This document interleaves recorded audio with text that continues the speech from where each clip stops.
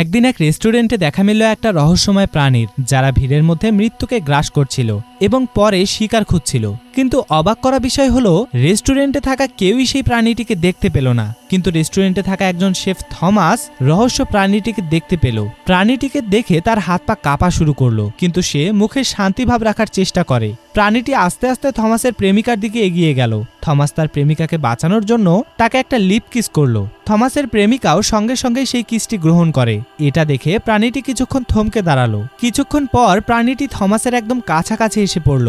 Thomas জানতো সে ভয় পেলে প্রাণীটি তাকে মৃত্যু উপহার দেবে, তাই সে মুখে শান্ত ভাব রাখার চেষ্টা করলো, যেন কিছুই হয়নি। প্রাণীটি যখনই থমাসের প্রেমিকার উপর ঝাঁপিয়ে পড়তেই যাবে, তার আগেই একজন রহস্যময় মানুষ রেস্টুরেন্টের দরজা খুলে ভিতরে প্রবেশ করলো। সেই মানুষটির শরীর থেকে এক ধরনের ঘ্রাণ আসছিল, যেই ঘ্রাণ পেয়ে প্রাণীটি সেই মানুষটির পিছু নিল।